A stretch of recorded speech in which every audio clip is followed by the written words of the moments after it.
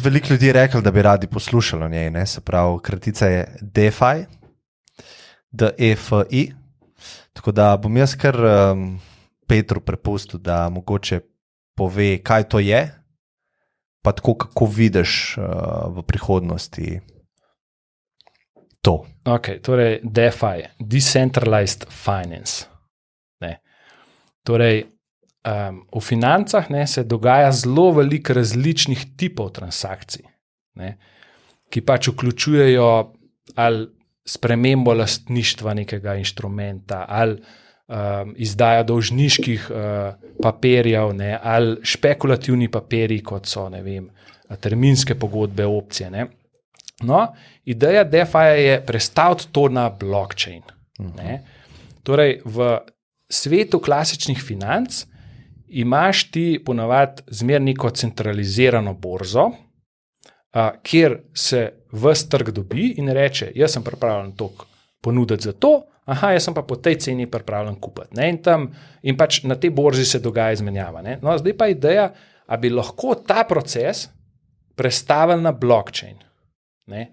No in ta problem proba rešiti DeFi, recimo zato je meni tudi všeč, da to probavajo, ne? Pač to se dogaja največ na Ethereumu, ne, zaradi tega, ker je Ethereumov skriptni jezik, ki zaklepa transakcije in jih odklepa, je bolj ekspresiven kot Bitcoinov in zato to omogoča. No in je v bistvu ideja v tem, da so potem te decentralizirane borze, ne, napajene s kapitalom uporabnikov, ne, ki potem služi kot nek bazen za menjave pač drugih uporabnikov, ki želijo nekaj zamenjati. Ne. Torej, imaš klasičen primer je pač neka borza, ne, torej nekaj lahko kupaš ali pa prodaš, ne, torej ali eno stvar kupaš ali pa drugo, ne, pač pa moraš v zameno dati ali drugo ali prvo. Ne. No in to je osnovna ideja tega, kako ta problem rešiti in so ga na zelo zanimiv način rešili. Ne. Tako da, pač, če to rata, ne, bi si lahko predstavljali, da bo zelo veliko trgovanja, ne, na finančnih trgih mogoče prenešenega na blockchain. Ne. Zdaj, kakšna je pa prednost, da so te, ki kupujejo pa prodajajo, anonimni. Ne. Zdaj tukaj pridemo do paradoksa tega, da če ti prenašaš neko lastniško pravico, ne, te nek sodni register more zapisati, tako da ta anonimnost ti nič ne koristi. Tako da tle se že zaletimo v en zid, ne, praktičen. No, pač spet, meni je ta ideja zelo všeč teoretično, ne, pa kako se bo to razvil, praktično pa ne, je bistvo tržnice to, da se ljudje dobijo na enem mestu in menjajo. Ne. Torej, ideja decentralizirane tržnice pač za te digitalne stvari oziroma za digitalni svet bi lahko bila smiselna, ampak jaz ne moram videti, kakšen bo še razvoj, ne, tako, kot si ti prej rekel. A bi ti kaj tukaj dopolnil? Mislim, jaz sem se čisto sama igral s tem. Meni se zdi, gledišča uporabniške izkušnje je to fantastično. Pač imaš nek ta wallet, ne, s katerim se pač samo v browserju v bistvu pofočkaš na borzo. Tako da ta dostopnost do neke borze, nekega menjalnega trga je res ekspresen. Ne? Tako da iz tega stališča, ja, tako kot nek tehnološki navdušenc, mi je to ful všeč. Se pravi, da ne vem, ti bi zdaj nekaj trgoval, špekuliral, whatever, gamble, ne, imaš to tako, si gor takoj.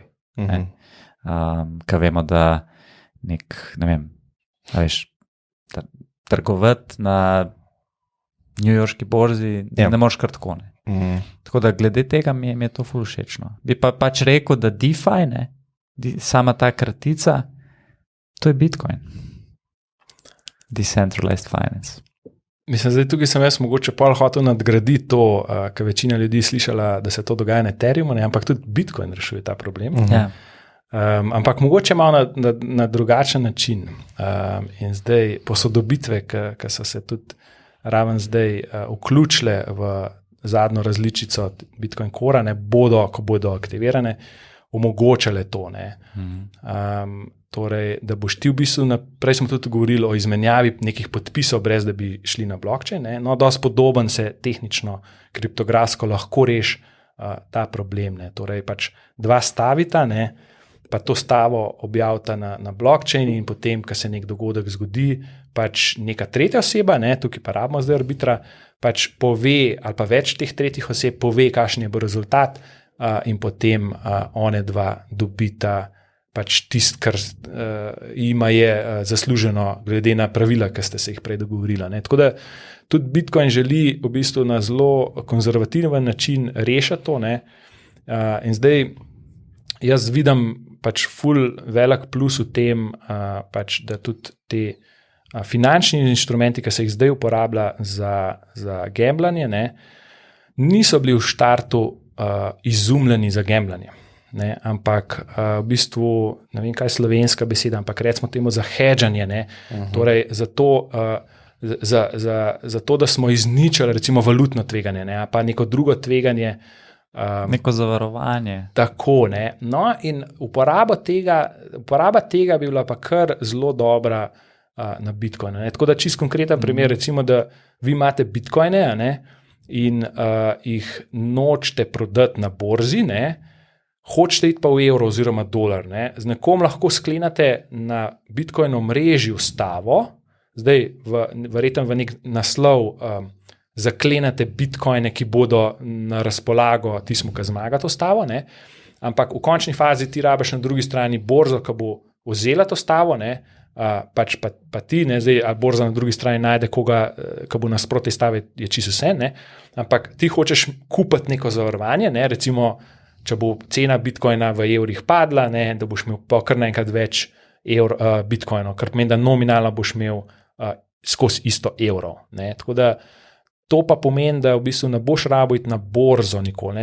In to bo povečalo to našo sposobnost, da smo gospodari svojega denarja. Pač, moramo si priznati, da odvisnost Bitcoina od evra pa dolarja še zelo dolgo bo.